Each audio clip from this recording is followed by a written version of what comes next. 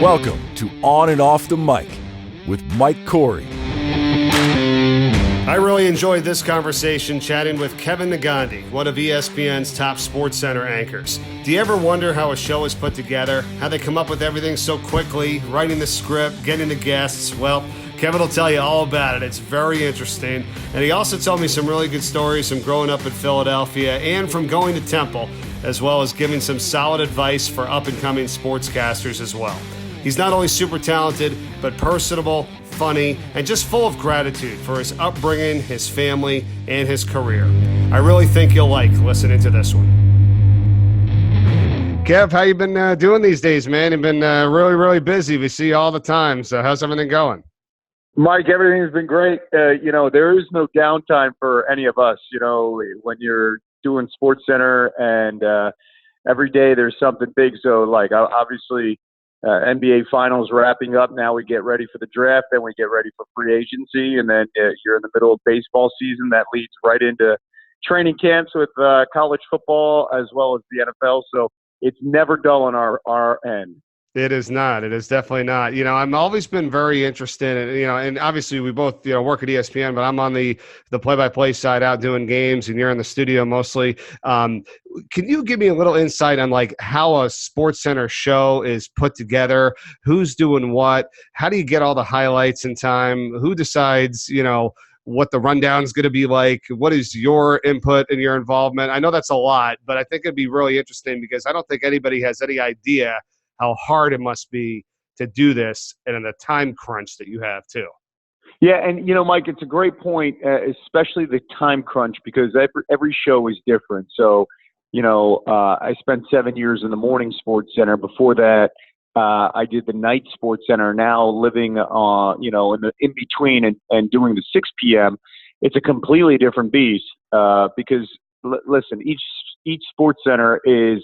While we have the same name, we are of a different flavor because at 6 o'clock, we are wrapping things up from what maybe you saw last night, but really amping up what you're going to see tonight to get you ready, which is completely different from, what you're going to see at 11 p.m. or on an SVP show. So what our meetings are like, our meetings start to take place at noon. And we've got a coordinating producer who sits above a producer who's really the checks and balances of a show.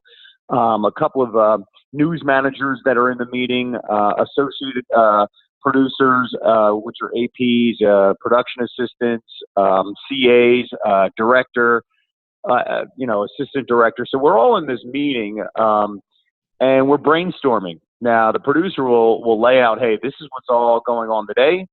This is who we have scheduled and who's available from the NFL side that can come in the studio, and who we have scheduled for baseball today. Tim Kirchin's going to be available. So when you put all that stuff kind of like on a wall, an imaginary wall, and you kind of take a look at the rundown and that features, hey, we have some day baseball today. We have, Kevin Durant's injury, a follow-up. Potentially we may get some breaking news from Woj. So all that stuff gets put together in a conversation. Like, what do you guys want to talk about? We all go around and say, well, I like this. I thought this stood out. And then the researcher will jump in and be like, well, I have a pretty good nugget from, your point of view. And let's add to it that context. And then that's kind of how you develop a story. So really, after we're done that meeting for 30 minutes, the producer, the coordinating producer, and a couple of segment producers, they all sit in a room and they basically start constructing the show. And this is around 1 to 2 o'clock. I'm taping a promo around 2 to 2:30, which is going to air the entire afternoon with basically our 3 biggest topics. And then, you start cranking out writing around 3 o'clock. Now, potentially in that 3 to 5:30 window, you could be doing tapings as well. Like sometimes NFL Live will be over and they're done, and we have a window to get, hey, Louis Riddick. We have a window to get Adam Schefter. We'll try to do, tape that segment if possible to make things a little bit easier for the guys so they don't have to stick around till 6 o'clock. Many times Schefter says, don't worry, I'm good, because he wants to be available for breaking news. Same deal with Woj.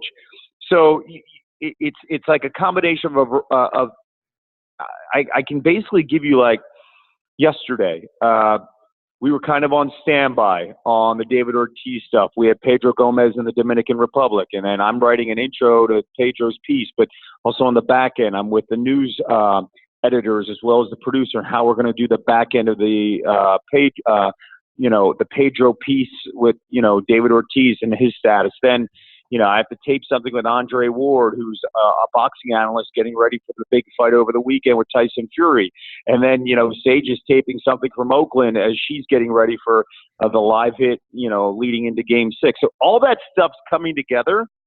And then, what can happen? We can get a Woj bomb, which we did a couple days ago, where he's bringing up, hey, Anthony Davis is now suddenly – the trade talks are being discussed between the Celtics and Lakers, and suddenly that becomes our lead story where, we had Adrian Wojnarowski in the B block. Now he bumps to the A's, and now he's leading the show. So all of that is coming in, and you have to be flexible. It's just like a play-by-play guy. You're reacting to something you can't predict, but you got to be prepared for. And we do that daily. Dude, that is amazing. That's just entire rundown. When people are listening to that, you're like, holy cow. I mean, it is a ton of stuff. And then what about this? Like when somebody all of a sudden retires or, God forbid, passes away, and then all of a sudden we see all this stuff, all these like graphics and old footage, and you have the whole thing written out. And I'm like, how did they do this so quick? Like this just happened today. They just found out about it. It's amazing.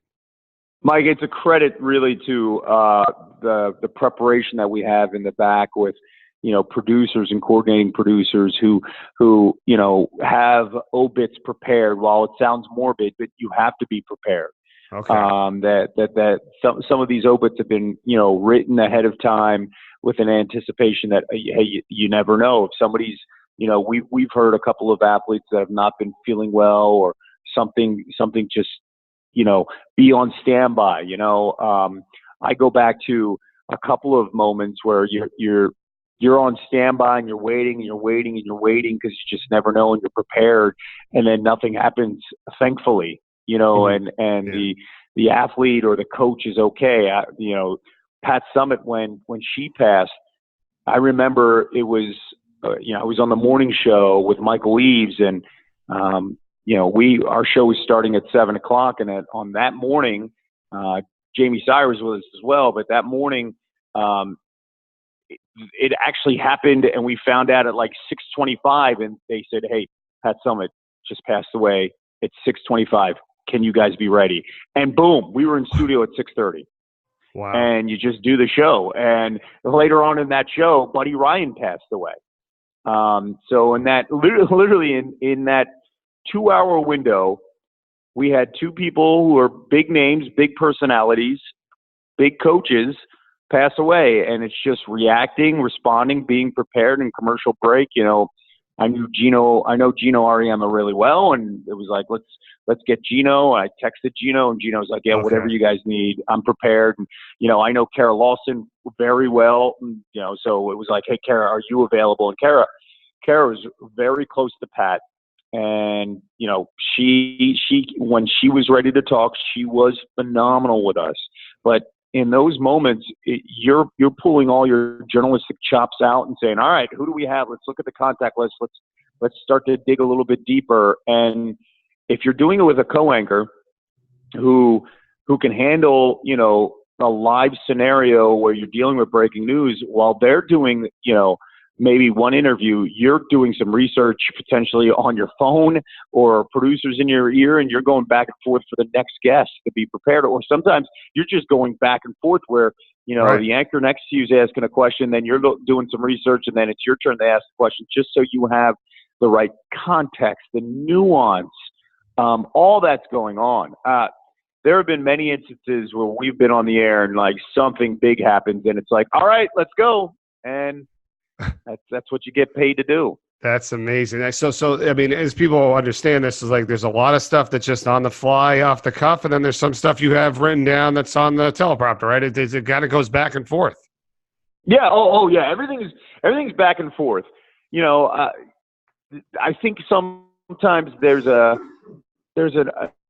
there's a myth here that, everybody just reads a prompter. That's all you got to do is sit down and, no. And sometimes I get approached like, so who writes your stuff? And I'm like, me, I write all my stuff. And if you look at the majority of the anchors I've come across, we all write our stuff because we want to have ownership. Right. And we have different styles, and you could tell different styles from different people. And so we all write our own stuff. We get shot sheets that have information on it, but we're putting our own stuff in there. We're kind of putting our little touch in there, and those aren't like, hey, do you have a catchphrase? No, those are, for me, it's what's the bit of information that's going to make the viewer smarter.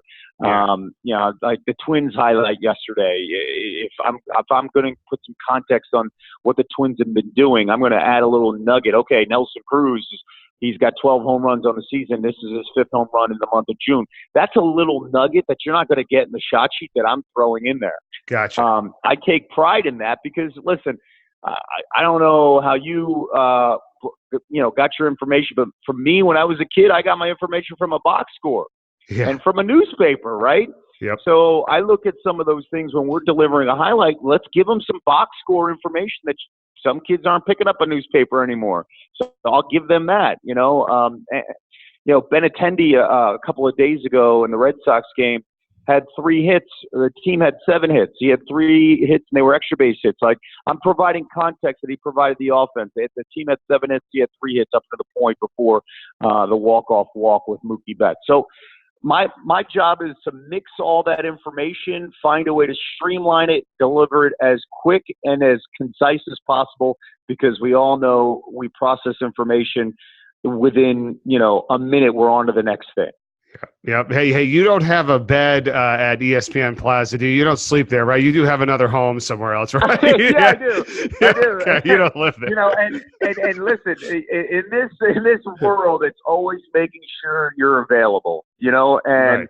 When I first came to ESPN 13 years ago, I told Bob Sokolowski, who ran scheduling, and he still runs scheduling. I told him, I said, listen, you tell me when somebody's out on a show, call me. I'll be available. And I had to tell my girlfriend, who's my wife now. She was in the business, and I said, we're not going on vacation the first 3 years when it comes to like the holidays and Christmas. And she was like, why? I said, because that's when people are gone. That's where I'm going to get some opportunity. Right. So the first time I got my chance was, I'll never forget it. I was, doing a lot of stuff on ESPN News, but I told the scheduling people, whenever somebody calls out, let me know. And they called me up one afternoon on an off day, and they're like, hey, can you do college football live? I was like, oh, that's great. Yeah, no problem. Just tell me when. They were like, now. I said, what do you mean now? And they're like, well, the show is on in an hour and a half. Can you get here? And I was like, oh, today? And they're like, yeah. And I said, I'll be there in 20 minutes. Never did the show, walked in, and we banged it out and we did the show. And that's how I got the opportunity to do another show and then another show. And I got the chance to do SportsCenter one night because there was a call out and they said, can you come in? And I said, yeah. And I did the show. And, when you're making that first impression, it could be your last impression. And I'll never forget the next day after my first SportsCenter show with Robert Flores, I got a note saying, hey, are you available the next week? We have 2 more shows. Then the following week became 4 shows, and then it became 6 shows, and then people are getting comfortable and you're in a routine. So it's just making sure you're available. That's a great story. That's how it works, man. That all it takes is one time, and then it adds to another and another, just the way you described it. How is your wife Monica doing? She's great. I ran across her this past year at the Children's Medical Center in Connecticut. I know she was in the industry, in the broadcast industry with you. I know that's how you guys met, but great lady. I know you guys are so happy together. How's the family? How's everybody doing? Yeah, Mike, she's great, and she does an amazing job. I mean, she was, grinding it out in local news. I met her in local news when I was a sports anchor down in Florida, and she made a sacrifice. She's definitely much younger than me, and her dream was to get to the Today Show or be in New York. And so when we moved to Connecticut, she picked up her career here in Hartford, and she was great at the NBC affiliate. And she did it for a few years, and there was the option of potentially going to New York. And she was just like, no. She's like, I don't want to do the business anymore. I want to do something else. And that takes a lot. Takes a lot when you're with somebody who has the same type of dreams and aspirations that you have, and they take a step back. And she loves what she's doing because she gets the chance to impact families and kids on a much bigger scale, working with doctors of Connecticut children. So she's doing well, and while we're raising 3 kids too. So we're a working family, and she's a phenomenal role model for our 3 young kids. That is amazing, Dad. I can't even imagine how much, goes on every single day, to do your job as effectively as you do. And then with the family too, like we all know that, like when you're home, you want to be as present as possible. And it's tough because, they're going to call you, they're going to text you. I mean, you can't just throw your phone away. I get it, so I give you and everybody a lot of credit. It's hard. Yeah, hard. You're consumed by it. And then the key is finding a way to separate it. And, when I first came to ESPN, I had a man who was in the business for a long time. His name was Bud Morgan, and he was an advisor to all the anchors. And one of the first things he said to me when we, all the new anchors would sit down and talk to him, and Bud was a professor down in North Carolina, really, really sharp person. And he said, what do you like to do? I said, what do you mean? He's like, please tell me you have a life outside of this. And I said, he goes, my advice to you, and I was 31 at the time, and we were eat, breathing, sleeping, sports, ESPN. That's all I care about, and that's still in my DNA. But at one point, Bud was like, make sure you have something, an outlet outside of this place. And you kind of blow it off, but as you get older, you realize he's 100% right. I'm lucky to have the perspective of coming home and having a family and talking to them about a variety of things, but I also know that, sports is a passion, a love. So my 2 boys who are 7 and 5, they woke up this morning and they told me what happened with, the Warriors, and Klay Thompson getting hurt and how the Raptors won. And I watched the game last night, but they woke up this morning to giving me the information, and it's just part of kind of the DNA that we have as a father. That's how I connected with my dad. That's how I'm connected with my kids. And this morning I put on the Sandlot for them because they're big into Little League baseball and they're playing nonstop. Wow. And they were blown away by this movie. And they're like, Daddy, can we watch more of this when we get home? I'm like, yeah, of course. That's great. So I'm giving them the classics. Like the other day we were watching Space Jam, and they knew who Michael Jordan was, but they really don't know who Michael Jordan was in the past, And so they're watching this stuff, and it's pretty cool to see your own kids connect with something that you connected with in your childhood. That's awesome. It's like we got to get Negandhi's kids on a payroll as a PA right now. They're doing a lot more work than some of our staff. Come on, man. They deserve a little extra for this. Join our friends from the Delaware Kids Fund and Harvey Hanna and Associates for the 10th Annual Delaware Kids Fund 5K in Newport, Delaware on Saturday, August 3rd to help fight childhood hunger. To register and for full info, visit dekidsfund.org. The other thing I love, too, is that, at least you and I share this, is that we're not all from Syracuse. We didn't go to Syracuse. I went to UMass. Yeah. You went to Temple. I know we had some real battles back in the day with those 2 schools. That must have been a lot of fun. I know you're out of Philadelphia. I love that city. And and Mike, it's funny you say that because I originally went to Syracuse. I went to Syracuse for 1 semester. Oh. And, I wanted to become, of course, the next Costas, the next Marv Albert. And, so I made sure I was like, where did Costas stay? Where was his dorm? Where was, everything's got to be this way. And I was there for a semester, and I couldn't stand the weather. I could not stand the snow that was in upstate New York. It's terrible. It drove me crazy. And I also looked around the room, and I realized that I wasn't going to get an opportunity that to be involved as much as I wanted to be involved in my freshman and sophomore years. Now, other colleagues of mine did get involved more as freshmen and sophomores at Syracuse, but for me, I didn't see it that way. I thought there was more of an opportunity if I went somewhere else. And going back to Temple and going to Philadelphia, my family was 30 minutes away. for me, it was perfect because I was in market 4. And Mike, I was so lucky. Within a year, I was writing for the school newspaper as the college editor, sports editor, and then I was doing an internship with Harry Callis in the booth with the Phillies.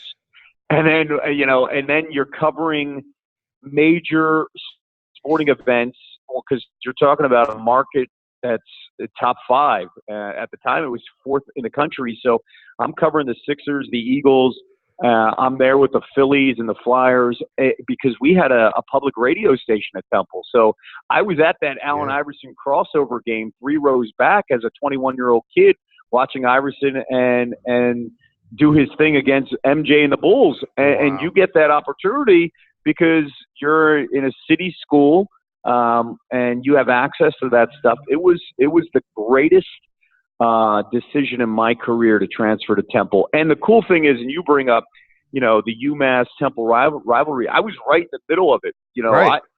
I was there in '94. So, Eddie Jones, Aaron McKee, Brunson, they were there when I was there. And, the Lou Rose of the world, the Caliparis and the Cambies and the Padillas, all those guys, Kellogg, like that battle was fantastic. And Coach Chaney, was a friend. I had the opportunity to cover him. The cool thing is too, Mike, is you're going to these news conferences and you're elbowing with some of the writers that you grew up reading, and then there's this one hotshot guy who comes in and he's in a suit every single day at every single news conference, and you're like, why is he dressed this way? And I go up to him and I'm like, why are you dressed in a suit? Because I was one of those kids that I got to ask all these guys about the business because I want to learn. I want to take something from this person, take something from that person. I said, why are you dressed like this every single news conference? Every time I see you, you're in a suit, you look great, and all these other writers are not. And he's like, to be the part, you got to look the part. You know who that guy was? Who was that? Stephen A. Smith. Oh my gosh! No way. He was a Temple beat writer for the Philadelphia Inquirer, and that's right. So it's pretty cool. 2 decades later, that now we get the chance to talk to each other on ESPN. That is unbelievable. What was how was the delivery though, where he told you that? It's like, you got to look the part, or was he yelling at you, or was he saying a cowboy? No. Listen. Steven still had the swag back then too, but he didn't have to be animated to explain it, But the cool thing was he would show. There were some lunches that we would have with the coaches, and he would show up in a Knicks jumpsuit, and I was like, oh, so Steven A. he likes New York, So it was cool because what I thought was really cool in my experience as a guy that was trying to learn is I covered the same stories as the professionals were. The guys that were working for the Philly Daily News and the 3 TV networks in town, and I would read the Inquirer. So when I was covering an event that they were covering, I would write the story, and then the next morning I'd grab all the papers to see how they wrote it. So I wanted to see how my eyes stacked up to their eyes, what I was processing to what they were processing. And it was a great measuring stick. And if I did a package, which was a piece or a feature, I'd love to see how, the local news did it that night and then compared to how I did it. That was a great learning experience and opportunity for me. And I wouldn't have gotten that anywhere if I didn't go to Temple. So I was really, really lucky. And down the road, hopefully our 2 schools can have a rivalry once again. Unfortunately, they're not the same conference. I know, right? No, I felt the same way because when I was at UMass, I did the same thing. Worked on a student radio station, worked on a student newspaper, student TV, and I got so much more experience there. Was like sports director after 2 years for my junior and senior year on the radio, and I figured this is the best. I mean, I was in Syracuse as well. I got into both, but ended up going to UMass. I grew up in southern Vermont, so it was like 40 minutes from my house. So it worked out. I mean, and we had some great days there. I mean, my freshman year was the Final Four with Calipari and Camby, and because when you were at Temple, I mean, McGonigal Hall and the Curry Hicks Cage, and then the new arenas, and Calipari and Chaney, and it was awesome. I mean, that was a lot of fun. I mean, let's face it, Cal and Camby built the Mullins Center, right? and Chaney by himself built the Apollo, which is now the Leah Kors Center. Him and Bill Cosby. We were really lucky at the times that we went to those schools. And one thing that that I always tell kids, what made me comfortable in my decision to go to Temple, because I thought the school was going to be the difference, and I had to realize that two stories. Dan Patrick went to Dayton, and that always stood out to me. I said, the school didn't make Dan Patrick.